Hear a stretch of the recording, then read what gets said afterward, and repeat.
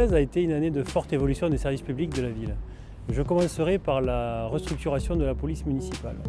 Devant le manque de résultats, d'efficacité, mais aussi de proximité de la police municipale, Monsieur le maire a souhaité une profonde transformation de ce service. La police municipale de Gignac-Lanert a connu deux profonds changements, notamment avec mon recrutement qui a eu lieu au 1er avril 2016 et la création d'un nouveau pôle, le pôle tranquillité, prévention et sécurité. Avec un accroissement souhaité par monsieur le maire aussi, donc l'effectif sera porté début 2017 à 11 policiers municipaux, 3 agents de surveillance de la voie publique et un agent administratif chargé de l'accueil physique et téléphonique du public. Nous avons créé récemment, depuis le 1er octobre 2016, une brigade motorisée. Cette brigade motorisée a pour objectif d'être visible, d'être réactive et d'être plus performante sur la voie publique, notamment dans les endroits accidentogènes, où la vitesse peut être un petit peu trop élevée par rapport à certaines zones, notamment autour des établissements scolaires. La municipalité a souhaité mettre en œuvre tous les outils qui peuvent participer à la prévention des atteintes aux biens et aux personnes. Ça s'inscrit dans le cadre de la vidéoprotection. Donc nous avons actuellement 42 caméras installées. Un déploiement est en cours actuellement avec l'installation prochaine de caméras de vidéoprotection dans d'autres secteurs de la commune, notamment le rond-point de la Germaine, sur le quartier des Granettes, autour et à l'intérieur des établissements scolaires dans le cadre de la protection des biens, des personnes et de la sécurité des élèves. Être policier à Gignac-Lanert, c'est quoi? C'est assurer la sécurité des enfants, des élèves, aux entrées et sorties de chaque groupe scolaire. Être policier à Gignac-Lanert, c'est assurer les opérations de tranquillité-vacances quand les administrés s'absentent de leur domicile. Des patrouilles régulières sont effectuées par la police municipale dans le but de surveiller bien évidemment et de prévenir les cambriolages. C'est aussi la protection et la sécurisation des commerces, prendre contact avec les commerçants, assurer une présence aux abords des commerces pour dissuader les éventuels passages à l'acte.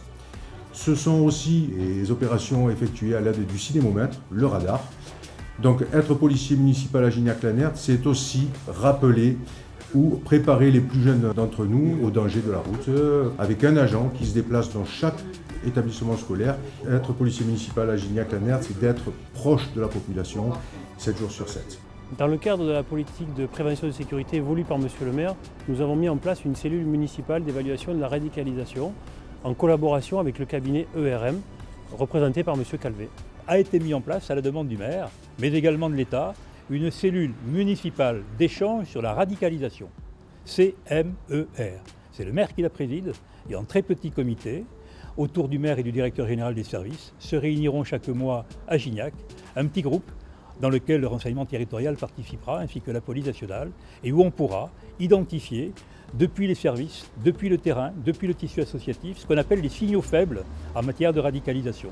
Et ces signaux faibles-là, plus tôt on les identifie, mieux on se porte, je dirais, plus on évitera le passage à l'acte dans le phénomène violent du terrorisme. Et cette mécanique-là, très tôt, Gignac a été la première ville à décider, dans le département des Bouches-du-Rhône, de se doter d'un tel dispositif. Cette année 2016 de profonds changements pour l'APM s'inscrit parfaitement dans les changements et la dynamique que nous avons opérés depuis plusieurs années. Nous avons créé en 2012 la DGES, la Direction Enfants, Jeunesse, Éducation, Sport, qui a permis de profondément développer le niveau de service public que nous souhaitons apporter aux enfants. Nous avons également construit un centre de loisirs qui est un lieu magnifique, un très bel outil qui permet d'accueillir les enfants. Nous avons également restructuré le service urbanisme pour en faire une véritable direction. Une ville où il fait bon vivre, une ville agréable, une ville où les aménagements sont réussis, c'est une ville qui dispose d'une direction de l'urbanisme compétente, impliquée et efficace. Nous avons également créé en 2016 un pôle citoyenneté et solidarité qui regroupe les services population et le CCAS, le Centre communal d'action sociale.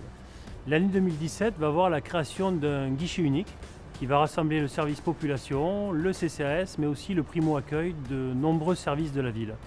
Ce guichet unique sera donc sur cette place des Templiers, Je n'oublie pas tous les autres services que vous ne voyez pas. Le service des ressources humaines, les finances, le service juridique, mais aussi les femmes de service, mais aussi les agents qui entretiennent la ville. Pardon pour tous ceux que je n'ai pas cités, mais je les remercie car chacun apporte sa pierre à l'édifice. L'année 2017 va voir également un changement important au niveau des services techniques puisque nous allons recruter un nouveau directeur des services techniques. Il a un challenge très important puisque nous allons tenter de réaliser 25 millions d'euros de travaux en 3 ans. Alors pour vous donner une idée, une commune comme Gignac, c'est plutôt 3 millions d'euros par an. Nous allons plutôt essayer d'en faire 8 par an. Donc j'espère que ce nouveau directeur des services techniques qui devrait arriver au mois de février va arriver reposé et très en forme car il a devant lui de nombreux chantiers et c'est très important.